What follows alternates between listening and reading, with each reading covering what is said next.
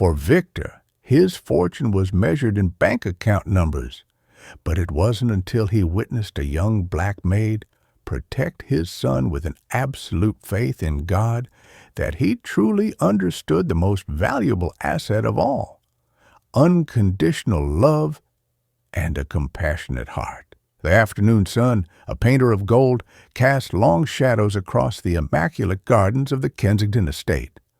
But for Daniel, the world remained a muted canvas. At 18, a devastating car accident had stolen his ability to walk, replacing the freedom of his legs with the cold, unyielding frame of a wheelchair. He sat there, a silent statue of despair, feeling the world race ahead while he was left behind, a forgotten footnote in a life once full of promise. A soft presence broke his reverie. It was Clara, the new maid. At 25, she was more a gentle spirit than a servant, with eyes that held the quiet wisdom of an old soul. She moved with a grace that seemed to calm the air around her, her dark skin a stark, beautiful contrast to the pale roses that lined the path. She knelt beside his wheelchair, her voice a low, melodic hum. "You aren't invisible, Daniel," she said, her fingers gently covering his. "God crafted you with a soul that shines brighter than most. You are more than this chair." Tears welled in Daniel's eyes, a hot, salty confession of his deepest fear. "But what if I can never walk again?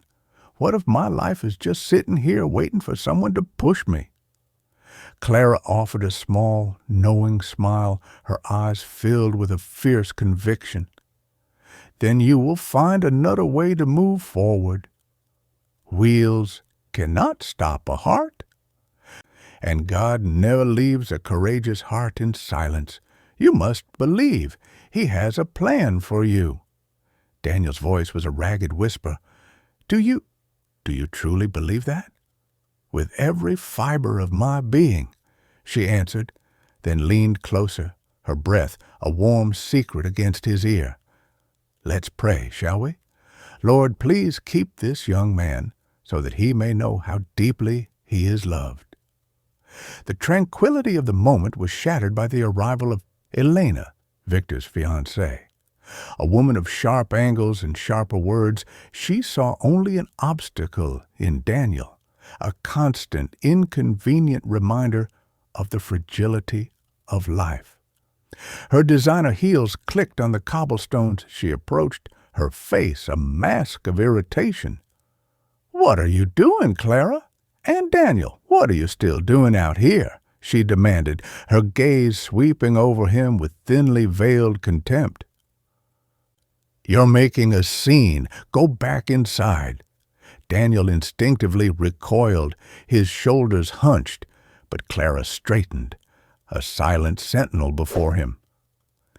"This young man is a child of God, not something to be hidden away," Clara said, her voice quiet but firm. "To disrespect him is to be blind to a blessing." Elena's face contorted in a sneer.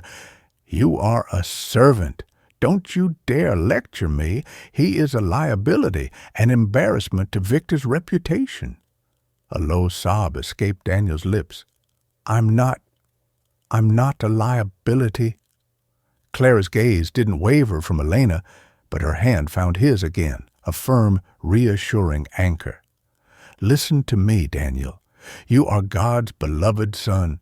No one has the right to make you think otherwise."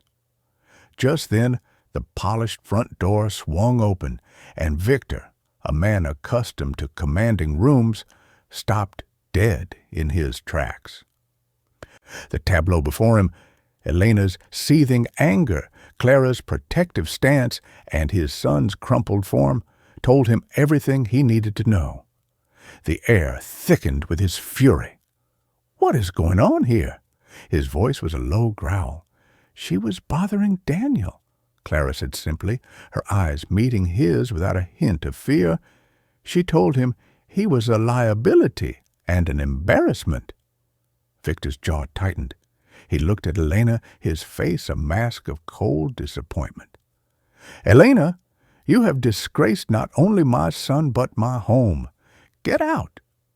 "Victor, darling, I was just trying to help," Elena stammered, but her protest was met with a dismissive wave. "I have seen all the help I need," Victor said, his eyes now on Clara. He knelt before his son, his hand on Daniel's shoulder. "She is not going anywhere, Daniel. God sent Clara to protect you, and I will not lose that gift." Clara's shoulders relaxed, a tremor of relief running through her. "I only did what my heart told me, sir. Every child deserves to be loved, for we are all his children." Victor gripped his son's shoulder, his expression a mix of sorrow and fierce resolve. "Do you hear that, Daniel? You were not born to be hidden away, but to live, to love, and to be loved." Daniel looked up, his eyes shining with a fresh hope, a fragile spark of a future he had almost given up on. "So, she gets to stay with us forever?" "Yes, son," Victor said, a rare, genuine smile gracing his lips. "Forever, before God." Clara's arms wrapped around him, a gentle, healing embrace. "I promised I wouldn't leave you, and God is a witness to that promise." The sun began its final descent, painting the three of them in a warm, golden light. A moment that began in despair had transformed into a new beginning, of faith, of sanctuary, and of a love that was a testament to the greatest truth of all. In that small garden, a simple, profound message resonated. Love and faith were the truest, most enduring wealth one could ever possess.